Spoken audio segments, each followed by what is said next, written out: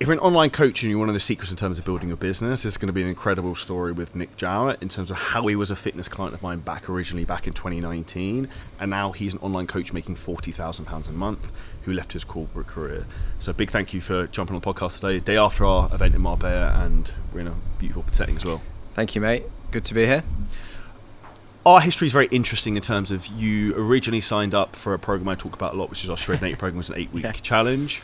And now we're sitting here. Worst 8 weeks of my life, by the way. You got shredded though. You got a sick result. Yeah. So this is interesting because you've been a client of mine in our fitness business now. Like we help you in terms of growing your own business. Yeah, it's funny how it's come around. It's like, and it's full circle. And would you think this 5 years ago, that would seem like madness? I didn't think it was ever going to happen because one thing that I remember from doing Shredding 8, which is actually, it was a real experience. See, thing is, I sort of spent 10 years prior to Shredding 8, like not believing I could even change my physique at all. So I had a load of like limiting beliefs and stuff. So me doing Shredding 8 and having this like complete change in such a short span of time compared to 10 years previous was just like mental. So having done that and then seeing that change and then thinking, Jesus, like I want to know more about this, or I want to help other people with this, because I know there's other people out there like with similar limiting beliefs that I had. So doing that process, and then I was listening to, this is a funny story I want to get straight into, which is listening to one of your podcasts with one of your mates, I think Mike, and you were like, it's 2019 now, like if you're not in the fitness industry now, like you're never going to get in the fitness industry. And I was like, fuck, I'm not in the fitness industry, I'm selling chocolate, like. And because I like thought you were like the guru for everything, so I just like believe everything you say. But it sort of triggered something in me. I was like, I'm going to prove this dude wrong.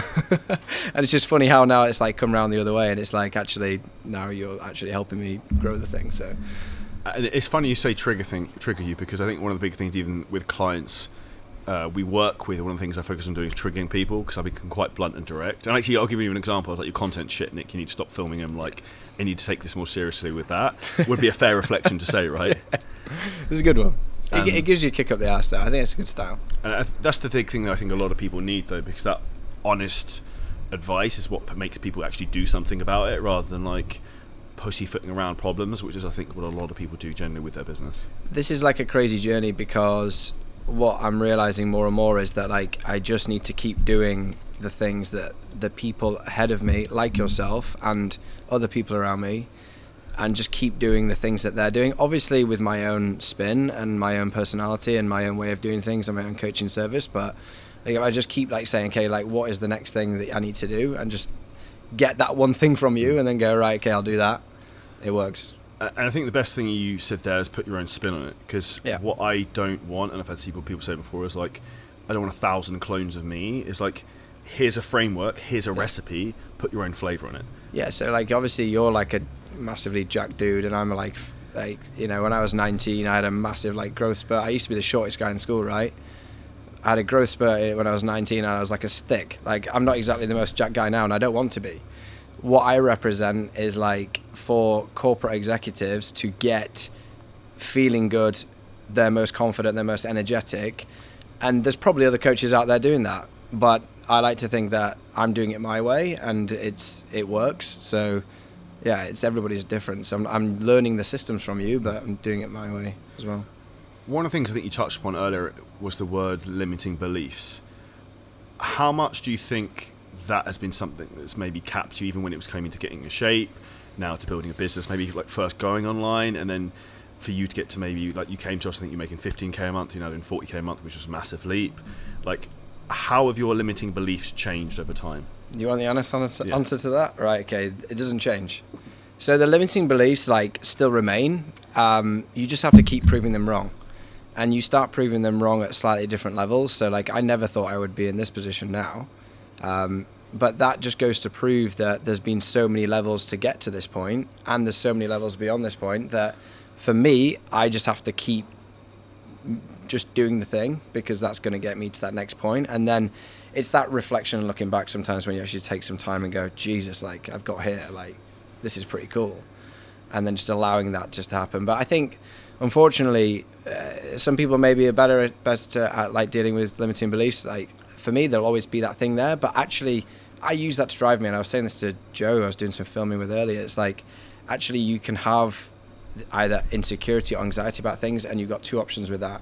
You can either use that to define you or use that to change you, and I use it to sort of change me and push me forward. 100%. And if you look at the most successful people, one of the biggest things that really drives them is insecurity, because they get to the point where they're successful, like they don't need to keep pushing themselves, but almost the insecurity to get better is what keeps pushing them, because they're always trying to prove a point, which is what a good thing to lean into. And I think if you know you have a certain chip on your shoulder, that can become a superpower you can then lean into when you want to.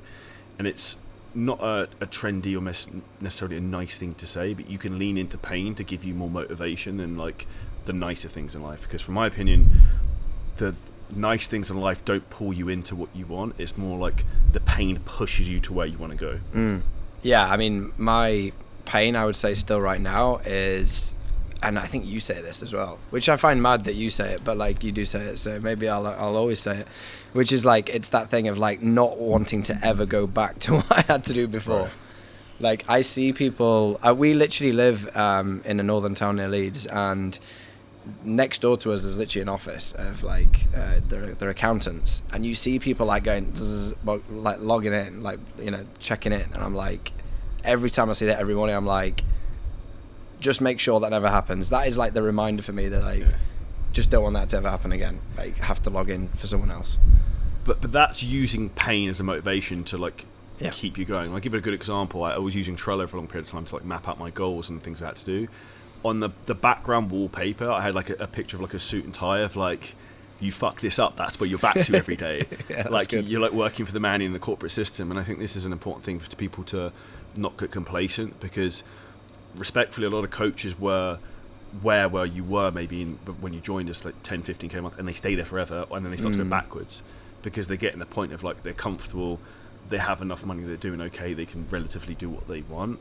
But then they get complacent, so they start to pick up bad habits and not focus on learning new skills, and their business goes backwards quite quickly and they don't realise it, and by the time they do realise it, it's too late because they've lost the momentum they had.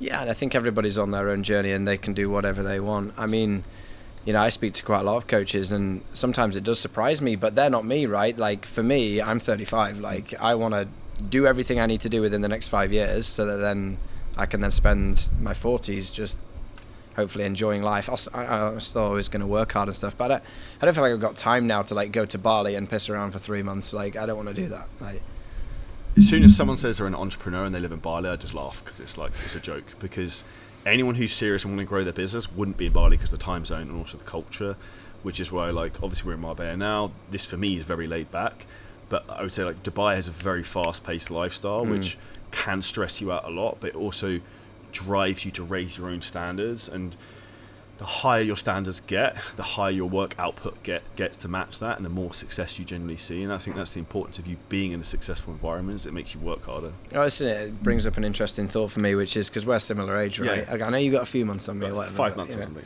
6 months. Yeah, and but like this industry is full of like 20-year-olds, and it's crazy, and impressive 20-year-olds as well. Like the room that you've got yesterday, with like, you know, your Harry Knights, your Troys, and you know, whatever, and Alias, and they're all like 20 to 25, absolutely crushing it. It's just mental. But I think that's just another motivator. It's just another thing to be like inspired. Age is just a number, of course, and I just think it's really cool seeing those types of people. I don't get jealous of that. Part of me wishes I was still 10 years younger, but I'm like, do you know what? I've just got to do it quicker, and that's cool. Like, I don't mind that. I think for me, I feel so excited for them, almost like a fatherly figure to them. Yeah, it's crazy. Because like I'm 10 years older than them, and I can see where they're at and how much potential they have, but they can't see it. Even when I spoke to you at the beginning, like I can see how easy this is for you to get to where you want to be, but you just don't see it yet. But I can see it, right? Because I've got the fucking map, and you just need to follow the path. Just give me your eyes for it. Yeah, and then it's literally like I can see what you can't see, right? And that's a big thing for these people, and that's where it's, I think for anyone listening to this, if you are 20 to 25 or you're younger, I'm 34, Nick's 35, like you have a huge advantage. I would swap everything right now to be 20 again, give everything up, start again. Don't you think it's crazy, like well, I don't know if this is the same for you, but like for me, the thing that almost the focus keeps changing for why I'm doing this, I suppose it's the why, there's a fundamental why underneath everything that I'm doing, which is like I want to be a provider. I want financial and location freedom. I just want to be able to live a nice life and provide for my family. So that's the bottom line why. But then there's sort of like the thing that's driving that, or the other things that drive that. Like at first it was like, oh, I want to get into fitness because I've done a fitness transformation, and now it's like, I want to be able to move to Dubai. So it's like the why seems to change as you go. I don't know if you find that, like 100%. It's like different whys. But that's the gamification of business. So your why at the beginning is like, fuck being an estate agent, I want to go and like do my own thing. And then second is like, I don't know, I want to have more money so I can have freedom to go where I want, when I want, and do whatever I want. And then it's like, cool, I want to move to Dubai. And then you want to buy a Ferrari, and then you want a Rolex watch, you want to do whatever. And then like at a certain point it's like, that doesn't really actually make any difference anymore, and you get bored. But then you find, like, for example, the meaning for me, like I said at the event, is like a huge amount of fulfillment helping other people crush it. Yeah. Because that's like an impact and legacy you make. I do know, obviously, the more people I help crush it, the more successful I'll be. But because I love the process of the game of learning and then helping teach other people stuff, the whole process just works. Do you want to know something cool? Is that yesterday something happened to me that was the first time ever that's happened to me whilst being in the fitness industry, which is other people coming up to me and asking me how I'd done certain stuff, and I'm like, done what? I'm like, mate, I'm on the same grind as you. But you realise that, like, actually, if I just take myself back 12 months, that I'm where some people are now. And like you said just then, like, you can see where I'm going next, and I can't necessarily see that. And that just goes to the point, doesn't it? And I can hear Nika in my head now going, yeah, but do you enjoy the process? Like, you've got to enjoy it. Just try and enjoy it, because coaching can be hard. Like, running a business is hard, and doing everything you need to do is hard. And before you've got teams and everything, and I'm still at an early stage of having teams, and it's a grind. But I do love it. Like, maybe people around me, Nika, would say that, like, do you love it? Like, look at you sometimes. But like, yeah, I think that just comes with experience. And it gets easier the longer you do it. That's what I'm hoping. Because you've, at some point, you've seen every dragon, you've slayed every dragon. You know what dragon's going to need to be killed before it even comes out the fucking cave. So I think that's where the game gets easier, because you know what the problems are going to come up before they come up, and you can identify something that's an issue before it becomes an issue. And also, you don't get stressed at that point, because, like, a great example, which is a true story. So at the event, my Instagram account got disabled, and I was like, yes, this is fun time again. Like, third time or something this year. Yeah. And then messaged the dude I know. 25 minutes later, I got it back. Now, because I have the experience and I've been through all this crap before, I've slayed that dragon, I know how to solve the problem and have the contact to do it, so I can get myself out of the shit, and I'm not as stressed as I was. In the 25 minutes when it wasn't working, even though I knew I'd get it back, I was slightly stressed.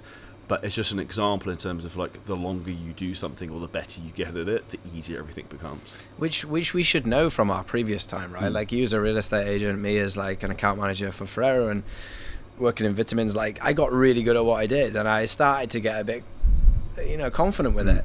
But when it's your own business and there's, like, so much more to do, I guess that maybe takes a little bit longer. But yeah, it's good. Still enjoying it. The thing with business, I think people need to understand as well, is, like, it's going to be difficult, and I have a huge amount of respect for everyone does that. I said that, I think, at the start of the event on Friday, because this isn't easy, and if it was easy, everyone would do it, which is why 99% of the population should go get a job. However, if you want to have time freedom, location freedom, financial freedom, you have to be willing to pay the price to do that. And, like, I don't care, I'll do whatever it takes to achieve the things I want. And I said that with 1,000% transparency, of, like, which is why I'm very open with, like, even at the event I showed goals I set in 2019 that I'd found in my phone like 3 days ago, and I went and did all those things. Because I was like, this is what I'm going to do, and I'll just do whatever it takes to figure that out. Yeah. And it might take longer than you think, but if you just keep going, you'll eventually get there. Yeah, 100%. I'm thinking all the time as well, like, just looking back to being in that corporate role, because I did 12 years I think you did less than 12 years. I did 7 years. 7 years, long enough, but yeah, 12. I'm counting before uni as well, before I like worked for Yorkshire Bank, and yeah, it's just Jesus. But, like, that lifestyle I had then it felt comfortable, but looking back, I'm like, how was I even living? Like, I don't understand how I did it. It was shit. Yeah. I get like 2 holidays a year. I'd work from 8 till 6 every day. I had 2 hours commuting in the car. Barely had time to work out. I also worked on Saturdays. Which is like, this is why it's cool doing what I'm doing now, is that like I found something I actually love doing. And I would just encourage anyone that, like, if you love doing what you're doing, like, go and do it for yourself. Like, work out a way of doing it for yourself and not doing it for someone else. I spent 12 years lining everybody else's pockets. What would be the biggest piece of advice you'd give yourself when you started this? When I started coaching? Yeah, so what would be the biggest piece of advice you give yourself when you started as an online coach? Trust the process. Trust the process, and you just got to go straight to, like, we say this to our clients, which is like, you know, if we're prospecting a client or someone, like, you know, it's like, you can go and work it out for yourself. Maybe you might get there, you might not. If you're anything like I did, 10 years of trying to work stuff out or eat more protein, all this stuff, like, just go to the person that knows what they're doing. Like, they've done it before, and obviously you're that person. Before you, it was Adam. Yep. Like, before you, and you know, he helped me to a degree, and now you've just like taken me to a whole new stratosphere. Yeah, just go to the person that knows what they're doing, because that just you're going to 10x you're going to 10x reduce your time spent, all the time it takes together. And I think this is the most valuable thing people don't understand, is that people think money's valuable, but they don't understand, like, they print money, they don't print time. So like, you can condense the time frame it takes to get the result by just going to the person who knows the answer to the problem you have. Yeah, it is crazy. Yeah, and to be fair, mate, like, you've got a lot of answers. And this is why I think you've never not answered my question yet of mine. So, but that's why I say, like, I'd say to anyone, is like, if there isn't a question you can ask me about online fitness coaching I don't know. Yeah. Because if you're like, have you tried to run TikTok ads, YouTube ads, like anything, I've done it. Like, I've tested or tried something. If someone thinks it's a good idea, I've looked at it and be like, yeah, it's not a good idea, it's too difficult, or like, I've tried it and dabbled in it. And you've seen me try to do quite a bit of that sometimes. Like, oh, I need to go and do this, and actually you're like, yeah, but get better at that first, and that's fair. And if you can master what you're doing, and if what you're doing right now is working, or is working in some form and not working in other forms. So take, for example, like, if you're running ads on Instagram and it's worked sometimes, maybe in other times it's not worked, like, just master that, get that as good as it can be. And like, this is a great thing about like what you show people, is that like, you've done this for so long now that you know that the best cost per message is like around $10, the best cost per call is around $100. So like, until you're doing that, like, don't go and focus on something else. And this is where I think this is almost like TikTokification of the human brain, as we want like red shiny object syndrome, this new magic strategy we need to go and do. And the reality is that, like, a lot of the time there isn't a new magic strategy. It's just like, look at what you're doing right now, what's broken with it, and what's not working how it should. If you just fix that thing or did a lot more of it, would you make more money? Yes. So it's like, what should we go and do? That. Do you know what I mean? Yeah. I feel really lucky as well, because what I like about what you're doing is almost like Alex Hormozy style, which is it's obviously you're running a business as well, but like you're giving back as much as you can to show like how you've got there, so that and you actually want people to surpass you. I can tell, and that's a big difference to you, Charlie, that I think you deserve a lot of credit for. Is that like a lot of mentors out there are in it for themselves, but I think most people in the world are in it for themselves, right?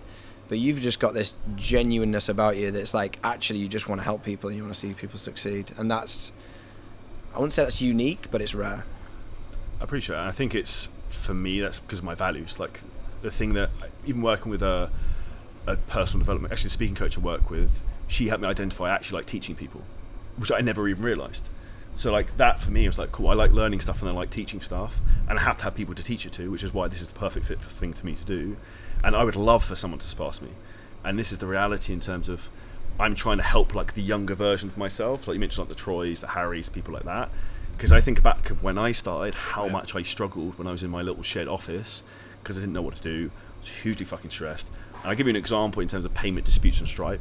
I didn't know what the fuck they were. When I had Shred and 8, I had like 90 on there. Because people take like multiple ones, and I was like, I didn't know what they were. So I didn't even like do anything with them. So I lost thousands, probably tens of thousands at the beginning, because like, I didn't know what it was. Because I didn't have anyone helping with it. So I was like, just figuring this shit out. And I think it's easier now because there's my job is to carve the path in terms of like, this is what I've done, this is where I'm going, this is where I'm still going, like I showed yesterday. And like, I'll blaze a path and you guys can follow behind me, and I'll teach you all the shit I'm going to learn along the way. And I think anyone that's sort of in the 20s, like, just like embrace that, because you've got time, right? I didn't start this. I started Shredding 8 when I was 30.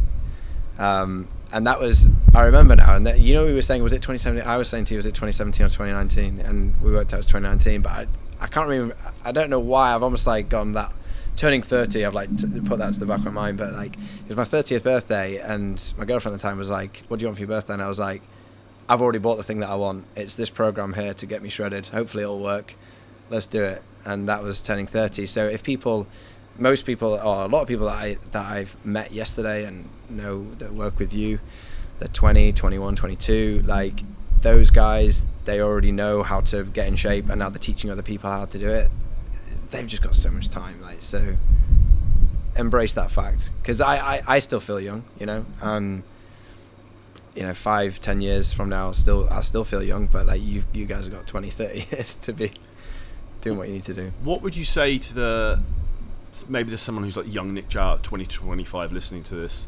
What would be the best piece of advice you could give them? Go and do your own thing, and just find start. what you want to do and just start. Because like, find your skill set, find what you're passionate about, find what you care about, understand your values, and then go and do that. Just go and define whatever that is out of that. So if that's fitness, if it's, I just think, like, I think more and more people are becoming entrepreneurs, aren't they? More and more people are building their own businesses and stuff. Like, I think that it's not for everybody, maybe, but I think it's the only way to break free.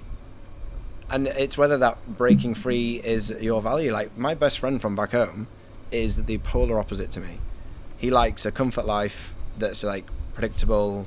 He likes to know what he's going on holiday, what car he's getting next, and like, he just likes things to be like like that. For me, scares the crap out of me. Like, I'm like, oh my god, this is just like, I don't want to, like, that's what I could see in my career working at Ferrero, was just like, holy hell, like, I know what the next 5, 10, 15 years already looks like, whereas now I don't know what the next, 15 months looks like, And I give an example, is even when I left the UK and moved to Dubai, I'm like, well, I felt like fucking Bilbo Baggins going off to fucking throw the ring into Mordor, because I was like, I don't know where this is going to go, but let's find out. And I think that's part of the way life is supposed to be, as an adventure. Whereas what I realised when I was an estate agent is, like, as you said, I was like, this is what the next 30 years are going to look like, and it's like, do I want to be like everybody else? Completely fucking not. So that was the polar opposite of what I wanted. It's almost in terms of like push-pull sales techniques, like that was pushing me into this of like, how the fuck can I get out of this? And I was trying to do all types of crazy shit, like set up like a CBD company trying to sell stuff online. I was doing like Forex trading, which I lost a load of money in. Like, I was trying to find a way out, and then I came into this.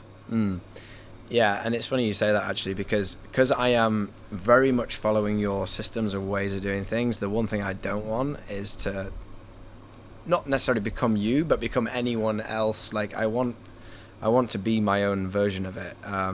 So maybe at some point, once I've sort of like got to a position where I can think a little more, and there's maybe more teams and I can strategize a bit better, is that I will really work out that, because for me it's about impact. I want to create impact in the corporate world. That's what it's I legacy. Yeah, and like, I want to be, who knows, maybe I can become the person, but like, I just, to a degree where it's like, okay, I can actually impact thousands and thousands and thousands of people's lives.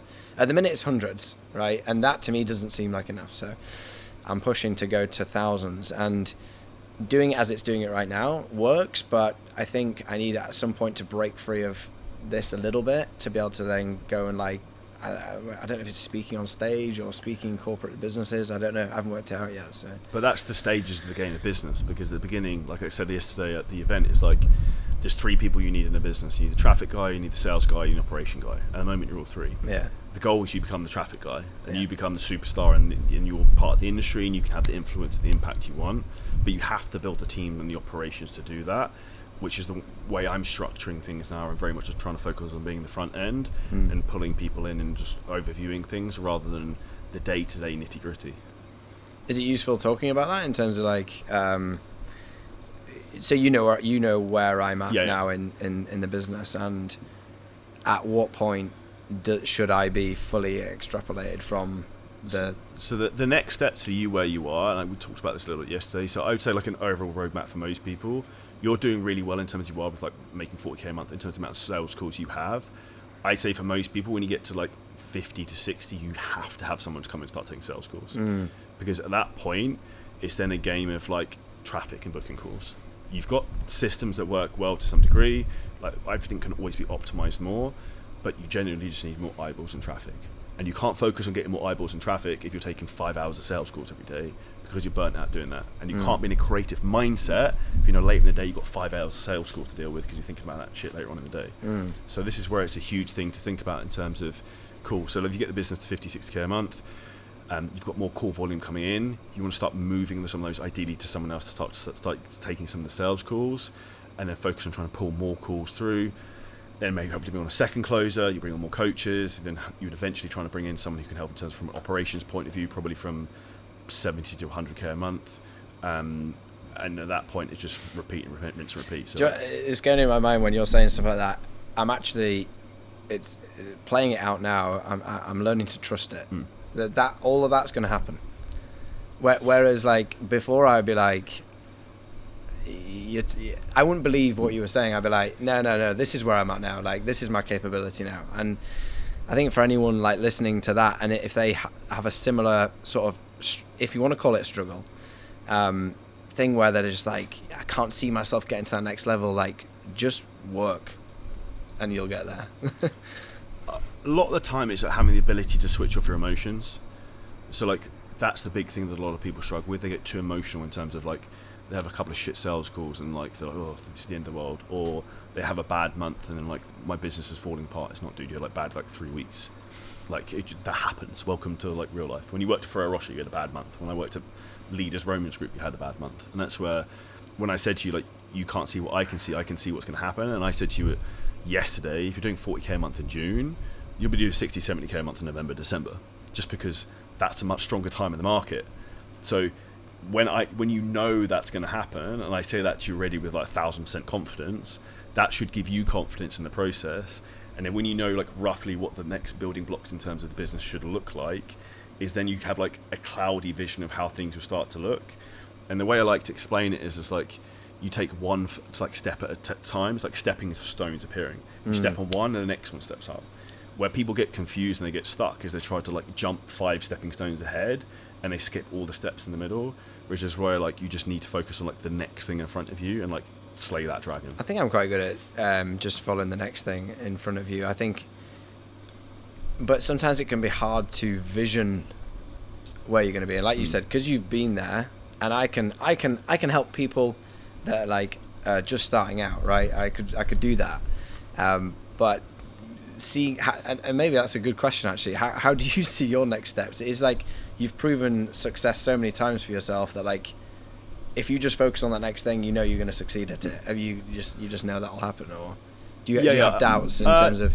I do have. If I try this thing now, it might not work. I don't have doubts. I have frustrations, and the biggest thing I have to do is say no to a lot of stuff. Yeah. So like whether it's to go on people's podcasts or to have meetings with people about stupid shit that they want to have meetings about. Like every day, someone wants something from me that I know like this is a fucking waste of time. So like I'm not doing this, because what you actually need is to have the ability to focus on what's important. So for me, like I know, for example, with what we do in terms of helping coaches, there's no reason. There's like it's physically impossible this won't continue to blow up because I have the drive, I have the skill set, I have an amazing team. We're helping change loads of people's lives to then change other people's lives. So that will continue to go. And for me, it's just about you keeping the process of what works, but you also have good values the way you do things. So like for me, the values of the way we conduct ourselves, the way I conduct myself is very important. In terms of I want to give as much value to people as I can, but I would never fuck anyone over. I don't hold people to like contracts. We can take someone to fucking court. I don't cause issues with people. Like your reputation, your brand is the most important thing to you. And I think that for anyone as a fitness coach listening to you, that's hugely important. Like we worked with thousands of fitness clients. We had very few issues because we were very transparent with the way we worked and very fair. I think that's the most important thing for people in business is like, it's a small world. Like you were a fitness client of ours. Now look at us, we're sitting in Marbella. So like the knock-on consequences of different relationships over time compounds and like hugely. Yeah, massively. I would say that about your team. To be fair, like it's It's clearly a nice place to be as well. There's a culture there, and that runs true. That everybody's singing off the same hymn sheet, and yeah, that makes it a lot easier for me as the coach to get that like advice off the right person, and nobody's ever saying no, nobody's ever not willing. Like it's great from that. So yeah, it feels like you've covered all the bases that I can think that I would need. So what would you say is the biggest thing that's helped you go from say 15k to 40k a month? Well, the first answer that comes to my head is hiring a coach. So it has to be that. But I wouldn't have hired the coach unless someone had told me to do it. I'd have got stuck. I'd have probably been trying to work out a way to like be more efficient at systems. That like, okay, well maybe I can just take on more clients myself, and I'd have had a smaller mindset around it. That's probably the reality of it. I'd have been frustrated though, because I am ambitious. Like I do want to grow, but and that's the thing. It's like that going back to the thing of like just go to the person that can show you how. I would have probably spent maybe another few months, maybe even a year, going like, okay, how do I get more? Before I'd have gone, actually, you just need to let go a little bit. Hire someone in that you like and trust and that can do a good job, and then let go of that and let them do their thing. And yeah, that's the biggest thing. But also, doing things in a way in which like, because when this is the paid in full thing, right? Yeah. That's the interesting thing about the paid in full thing. Because I always used to be monthlies all the way up to doing 15k a month. I even hit like up to 20k a month doing paid in fulls, and doing monthlies, and that felt so. Oh, it's predictable. It's this, it's that, and you were like, yeah, but safe. Yeah, but it's not safe because what if anything can happen with that, which is fair enough, and it does. Like, but when you get someone in, there's two good things to this. Obviously, when you get someone in on a 12-month program, and they pay you up front. That is a much better thing, right? Obviously. But it's actually better for the client as well, because then there's not the thought of like, should I do this, should I not? Like, they go all in, and me as a business and their coach or my coaching team coaching them, like, we are all then in on them, right? So I know I can change someone's life if they commit 12 months to me. If someone comes on a monthly and then they sort of like have a dodgy month and then it doesn't go to plan and then they get like distracted or whatever, they can just drop off. So like, it's just so much better. So like, that's going back around to the obvious answer is like doing paid in fulls helps both your client and your business. So why do you think coaches are afraid to do paid in fulls monthly? Because my opinion is a terrible thing in the British culture of like coaches is like, we have to sell cheap monthly programs, but I think it's ingrained in British culture of the small-mindedness, whereas like what you said there is like, if people have had a problem with being out of shape for a long period of time, like it's actually more for them to make a commitment to themselves, like, I'm going to draw a line in the sand, Nick, let's make a change, I'm in. Like 12 months, let's do it. Yeah, exactly, because you can't do it in 3 months. I mean, you can make amazing change in 3 months, but yeah, like you've got to make that commitment. Can't think of what I was going to say then. In terms of outside of the pricing side of things, what else do you think's helped you to grow the business and removing the coach? Because people listening to this are going to be like, how the fuck is, like, they might know you from a year or two ago, like how's Nick like 3x basically in such a small window of time? Yeah, you're just not going to be. The thing is, sometimes it's not just one thing. I feel like it's an accumulation of a load of different things. Getting better at content, training your teams to be better, and these things take time. But if you can, like, the one thing you've taught me is like, if you just understand what is the biggest constraint in the business right now, if you can work that out, and you can literally look at lead set, have a sales call and then close the client. Like, where is the main constraint in the business? If it's leads, then you need to look at that. Is it the messaging and the Instagram? Like, and then therefore it's a training thing with the setter. Like, if you just find the main constraint and then focus on that and only that, it's that. So it's not like I can give you one answer that said, oh, it was like hiring the coach was massive and doing paid in fulls was massive, but after that it was a load of smaller stuff that were the main constraint at the time and fixing it. And I'm glad you said that, because everyone wants the magic silver bullet that's like, you do this one magic Instagram post and then suddenly you're going to get an extra like 10k a month forever. Yeah. It's like, it doesn't work like that. It's all like the small little decisions and like little tweaks incrementally over a period of time, like compound. and it's like, say now for anyone who's an online coach, and I see it happening in the industry right now, the biggest mistake they're making is taking their foot off the gas in the summer. Happens every year. And then September, October, they're like, I'll get messaged, Charlie, my business don't really shut, I don't know what's going on. I was like, what did you do last 3 months? Well, I was in Bali chilling out, and I didn't really post much content, and like, you're paying the price now then, dude. And it's not like you have to like kill yourself in the summer, but it's like, turn up and understand the input-output equations of like, post really good content, put time into making content, get good client results, message new people, follow you, run some basic ads if you run ads. Just do those core things, you will continue to make money. Yeah, and actually it's made me think, because like what I'm trying to think about, if there's someone there doing, I don't know, 10k a month or whatever, and they're thinking, well, how do I get to 40? It is just those small things, but don't assume that at 40 you've got everything solved, because you haven't. Like that's, you know, depending on where you want to get to. At 200 like, you will never have everything solved. You'll never have everything solved. Yeah. So, but you will just keep doing the next thing, and that's, if you just commit to that, just do the next thing, right? Solve the next problem, you'll get there. So for me, recently, up until this point, I have winged content, like, because you told me. I said, Charlie, what's the biggest problem with my business? And he was like, can I use the word? Yeah. Then we spread as much as you're looking at it. You were like, yeah, your content's wank. I was like, fair. Maybe I need to hear that. So like, and then I looked at it, I was like, well, to be fair, like I'm just winging this every day. Like I'm either going to the gym, I'm filming something, or I'm like, oh, okay, I need to do a post. I forgot to do a post today, so I've just whacked something on there.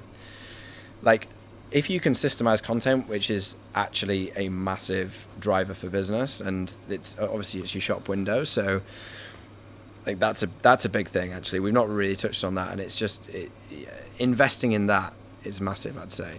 What's been the biggest change that we've helped you with from a content perspective?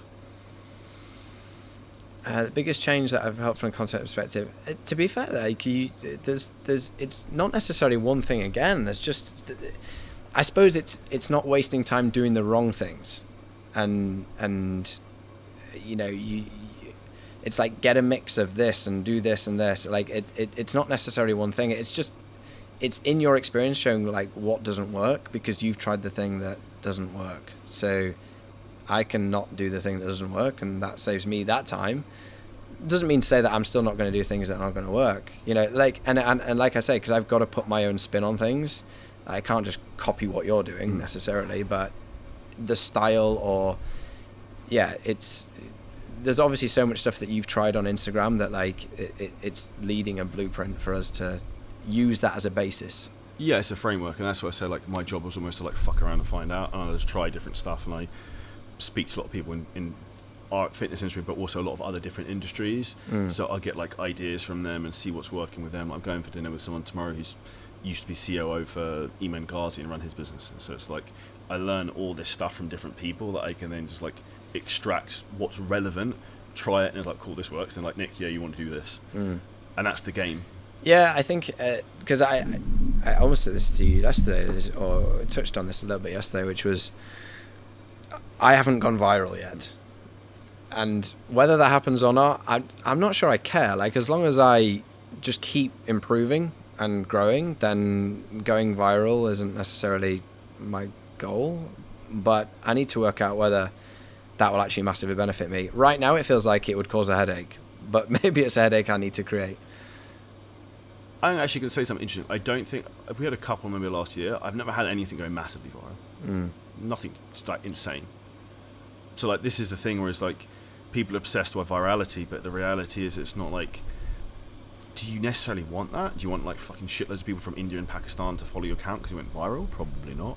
Or would you rather 10,000 people who are from the right place in the world followed your account?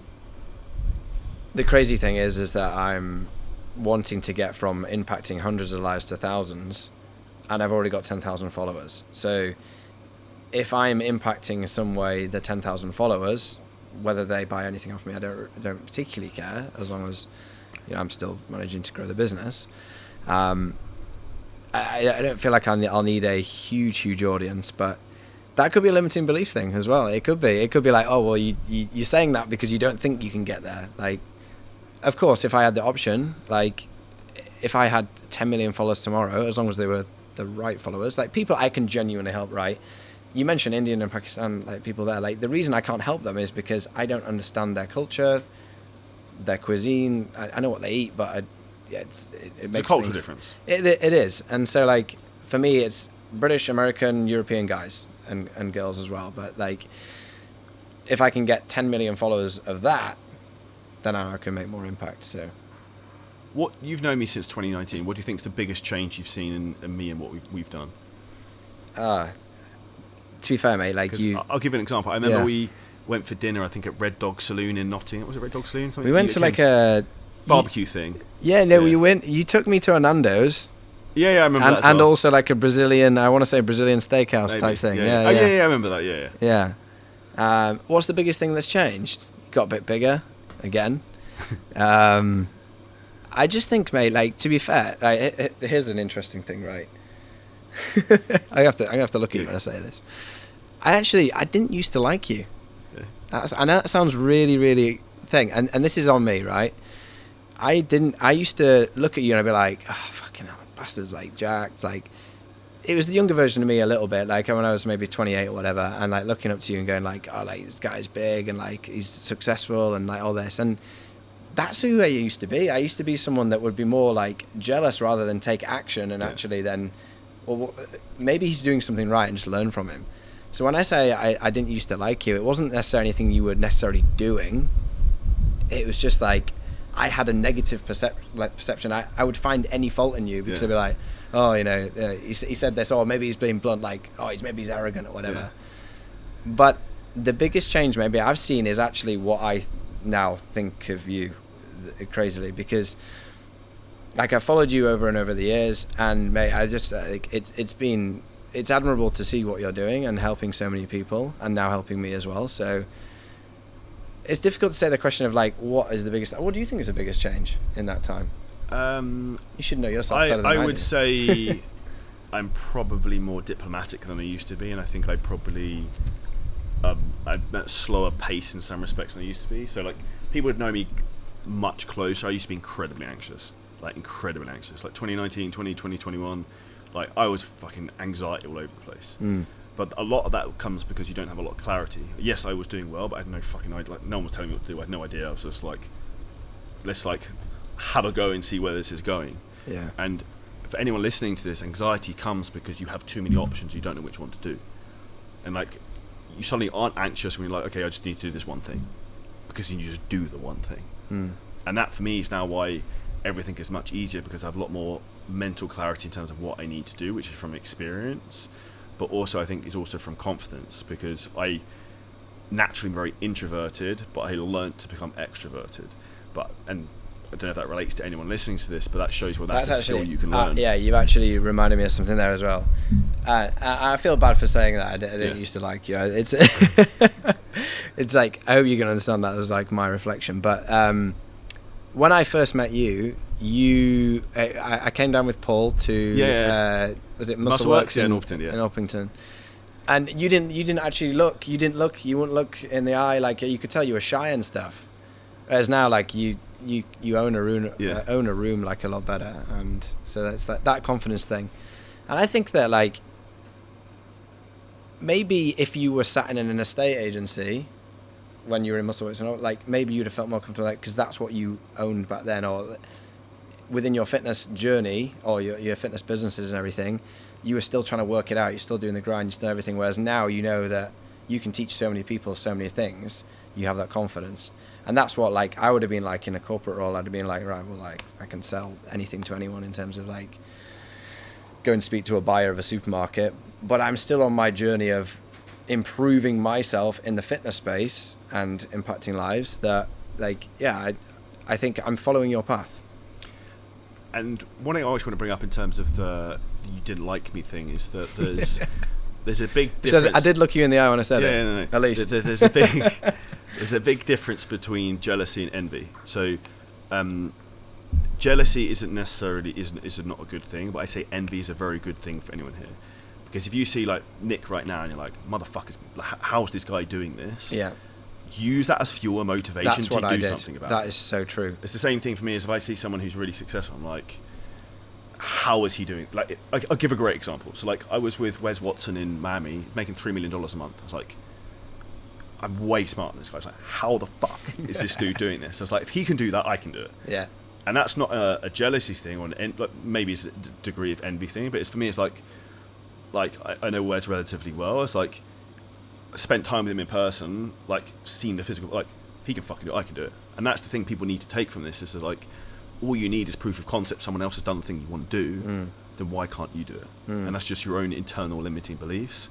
And the more you learn to control that, the easier it is to get ahead.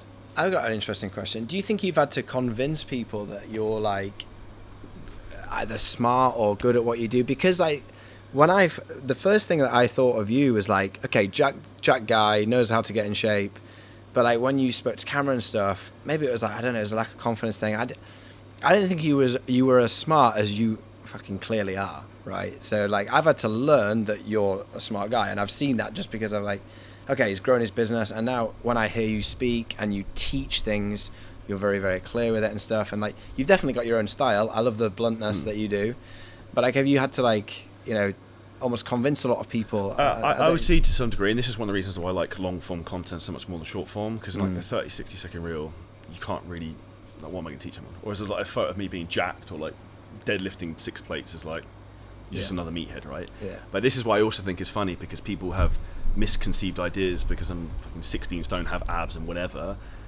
doesn't mean you can't be really smart. Even if you look at like Alex Hormozy, he's jacked as well, right? Like, really, really smart dude. But I actually think this is what makes you almost like, it's a superpower, because it makes you different. So like, even if I go to like a business event in the US, people flock around me like flies on shit, in terms of like, you're like naturally a presence because you're a person in really good shape, in particular in a business environment that's not fitness. So guys will just gravitate to you and they just want to be around you. But then if you're also smart and you're intelligent, you have every aspect covered. And I think this is where people need to understand that your physical presence as in particular as a man, is a huge thing, because you walk into a room, like, you have an aura, you just stand out. Like, we went for dinner last night in the Chiringuito thing, some random dude just came up to me and was like, your arms are fucking sick, dude. I was like, okay, like, thanks. But like, people notice you and you stand out. And one of the most important things for people to understand is like, you don't want to blend in, you want to be a bit different and stand out. And I think that's where, for me, is like, I really enjoy making long form content, which is why I make a lot of YouTube stuff, so I can teach and really show who I am and what we do, because I have nothing to hide. Like, literally, it's like, speak the truth and tell the facts, and I'll show everyone everything. Same as I did show the goals of what I want to achieve like yesterday, which was quite vulnerable, but I'm very open to like, this is what I'm going to try and do. I'm actually going to reframe that. I'm going to say try it, terrible. This is what I am going to do. And like, I'm put myself out there to like be shot down if I don't do it. Yeah. And you're in, like, look what everybody says about you in a room full of people. That's like, you've got other successful people, mentors and things, and they're complimenting you, saying like, Charlie may seem like a jack guy, but he's actually super, super smart. And I would say the being smart thing is a learned skill. I failed all my like A-levels, GCSEs. I've got no school qualifications, no degrees, nothing. So on paper I'm not, but I learned skills by putting in the reps over time and actually trying. Yeah. And like, no one learns anything without trying and like putting the reps of volumes. That's the most important thing. And like you said, using sometimes that would be perceived negative, like anxiety or whatever, to actually just drive you forward to get better. Oh, 100%. So and I think one of the things that I think you and I have the most in common is that sort of like, because when you said fear of failure, I've always said I have fear of failure. That's I was the like, biggest thing. It's nice to hear someone else say that, and obviously someone like yourself as well saying that. It's like quite reassuring, but also, yeah, just use that as fuel. It's like a really positive thing. And this is where I would lean into what you have. So like, for example, my parents were there at the event yesterday, but like, I wasn't shown a lot of love as a child, so my thing was like, fuck this, like, I'm gonna like create so much success. My parents would be like, yeah, this kid's awesome. And that was like a big chip on my shoulder that drives me, that still drives me now. And I think it's lean into what you have sometimes, or even like bad things that have happened to you, whether that's relationships that haven't worked, or like, I don't know, people have like talked down to you in the past, or said like, I remember when I first started posting on social media, the gym I was training at, people were literally like, why is Charlie taking fucking topless photos of himself, posting on the internet? And I'm like, now I'm like fuck you all. So it's like, because people think you're crazy, and then they ask, how have you done this 5 years later? because that's the exact thing that's happened to people. Yeah, that's super cool. Yeah. What do you think is, in terms of from the event this weekend, has been the biggest breakthrough for you? Oh, it feels like such boring answers, but like literally, when you come to an event like this, you're going to learn a lot, right? And you're going to have a big list of stuff you can do. But the biggest thing is to then understand what is the one biggest thing you need to do. So for me, I know that like I have an ads problem that I need to solve. And I listed everything that I learned from yesterday, and the thing that still sits at the top is your ads issue. So fix that as the next big thing. Biggest learning though is like there's just so many learnings. Like you being in a room full of people that are like-minded is an amazing thing. So I think that sometimes in the coaching world it can be quite lonely. 100%. And having a room full of people, it's like, do you know what, guys, like actually let's once every month or a couple of months get together, because it massively helps. So just remembering that like community is a massive thing, and you want to build community in your own business, which is, I feel, is important. That's something that I'm learning more and more about, is that I want to have a better community. We've been doing more events for our clients. We're actually going to New York next month to like go and see a load of clients. So yeah, and we did. Our first one was in Cumbria, which wasn't as maybe thinking. Actually, Cumbria is nice, to be fair. Yeah. It is a nice part of the world, but New York is probably going to be a little bit better. And it's just cool. I feel bad now. Cumbrians, sorry, I love you. But like, having that community spirit and having that like one-to-one connection is really powerful. So I think for me that sometimes is the biggest thing that comes out of these events. Even though there's obviously a lot of inspiring words being said, you know, being around people who've got so much experience and taking little nuggets from that. But most importantly, coming away from it and going, right, what's the one thing you need to do? What would you say is the biggest difference working with us comparatively to what you've done previously? Do you know what? Like, I think that the biggest thing is there's many different things which I would say make this a really, really, really fantastic mentorship. But the biggest thing is you and your team, what you've built here. I think that there are probably different ways to skin a cat. Like, I'm not saying like other mentorships can't help you, but there's helping you and showing you, and then there's actually feeling like you're part of something. And that above and beyond goes, I think that adds an extra layer of that it's enjoyable as well. Like I don't feel like I'm like coming and asking you a question, or Aidan or someone in your team a question that feels like I'm nagging them, or I'm like giving them like a hard time. Like there's something about it, and you've obviously done something there to create that culture of just like everybody just wants to help people. It's just like let's just get as many people feeling good and doing like awesome stuff in the world. So that's a big difference. The nuts and bolts of like what that actually looks like, I don't think actually matters. It's that culture thing that you're creating that's the biggest difference, I'd say. And I think that culture comes down to the environment you surround yourself with, which is one of the biggest things in terms of the growth you're going to have going forwards. I know obviously you're spending a lot more time in Dubai. How do you think that's going to impact you in terms of growing your business, and do you think online coaches should move to Dubai? Yes. There's Nika there. I'll just make sure. Nika, you coming to Dubai? So yeah, it's, you know, sometimes I spoke to some coaches yesterday, and that, you know, some of the things that like you're leaving stuff behind in the UK, of course. What is it? Shit weather. No, but family and stuff, and that can be challenging. But for me, you know, I do love my mates back at home. Like it's great to see them. But sometimes like being in the same place, like, you know, it's just we live in a town called Yeadon at the minute, and no disrespect to it, like it's just there's just nothing going on there. But when you're out in Dubai, you are literally surrounded by people who are doing amazing things, and that can only inspire you.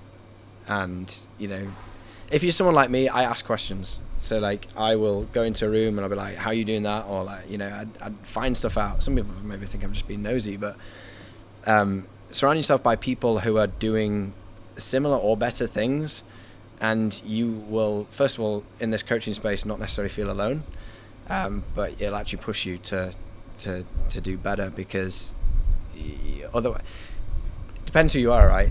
As well, because like for me, I don't want to feel like the smallest fish in the pond. I don't necessarily have to be the biggest, but I don't want to feel like, oh shit, I'm shit. Yeah, all right, you're depth. So you sort of want to be a happy medium of like, okay, you are doing well, but you're gonna have to push to go and do even better because there's this person doing even better than you. And yeah, I'm competitive as well, so it's like a natural thing. How do you think that environment within, say, 7-figure scaling systems has helped you? Because obviously there's a lot of coaches there crushing at high levels. Yeah. And then I know some people get overwhelmed because like, oh, I don't know, like Keaton Winning did his first 40k a month, Dave did 100k a month, Aaliyah's doing whatever. Like, as in, how do I find that being in that competitive environment? Love it. Yeah, I mean, like, I actually want people doing better than me, because then at least there's someone to go and learn off, right? What are they doing? And sometimes they're not even doing anything that special, and that's the crazy thing. So whether you're like whatever amount a month, it's 10k a month, or like you got massively impressive people like Alia, what she did, like what was 168 or something. I mean, that to me right now is insane. But all it does is it just tells me there's a path to get there to do it myself if I want to do that, which is pretty cool. Just not at 24. And that's just a winner's mindset, though, because that's where people need to reframe the way they look at things. That's why I've designed this for myself, because one of my strong core values is, like I said yesterday, if someone offered me $1 billion but you're not allowed to compete in anything, and I wouldn't take it, because I love to compete because I'm a competitive person. So I create competitive environments because that's what gets the most out of people. Yeah. Because when you see someone else killing it, if it sparks the envy thing, good. Like, use that as fuel. But that's also proof of concept. It can be done. And when you've seen someone else do it, then why can't you? And that's interesting. That may, because I think that's a really positive thing, but that may put some people off in a sense. Like, if you're not someone that's like, that just wants to be safe, and you just want like, you know, a bit like the sort of corporate world that I speak of, or my best friend back home that just wants to, if you just maybe want to like tick over a few grand a month or whatever, just like a safe bet, it's not for you probably. Maybe 7FSS isn't the best for you. Like, you'll, to be fair, like the community aspect, you'll still learn everything you need to stay at that level, but you're constantly going to be surrounded by people that want to go big. Yeah. And for me, I think that's just such a better environment to be in. To finish up, what would be your piece of advice for anyone who's on the fence about reaching out for help? Speak to me if you want. Like, you can message me directly at Nick Jowett Coach on Instagram, because I've sent, you know, I've helped a few people just sort of like get over that sort of mental block, and I'm happy to help people with that, because to be fair, that is me as a person as well. So if you're someone that is like worried about what it's gonna look like, and you probably have so many, like, if you've got so many fears in your head about like what could go wrong, that would be how I would have been in the start as well. Like, I asked so many questions. How many calls did we have before I actually signed up? Actually, I'll ask you another question. Why did you not sign up in the first call we had? Fear of failure. Actually, fear of like letting you down as well as myself. And you know, I don't. People probably don't know the figures, but like, you know, came in sort of like averaging like 15k a month. Stuck there for a long time, maybe 6 months stuck there. First month with you, 25k. Second month, 30, 35, 40. I've hit 45 as a PB. Crazy. And so, yeah. And the funny thing is that like there are some obvious things that's happened to help me get there. But really, it was the biggest thing was just taking action and doing it. Just doing it. So you're not gonna have all the answers. You just got to go in. Agree. Big thank you for your time today, Nick. Appreciate it. No problem. And I look forward to doing another podcast when we get good. you to the 60 to 80k like I said we were doing this one. Where's the best place for people to find more about you? Yes, at Nick Jowett Coach on Instagram or LinkedIn as well, Nick Jowett. Awesome. Sure, you guys took a ton of value from that. If you want help in terms of scaling your own online coaching business, you can book a call by hitting the link below this video. It's not a sales call. We'll literally basically do a coaching call with you for free to see where you're at and see if we can actually help you with the business. If you took value from the podcast, please share it with a friend. Make sure you give Nick a follow and subscribe.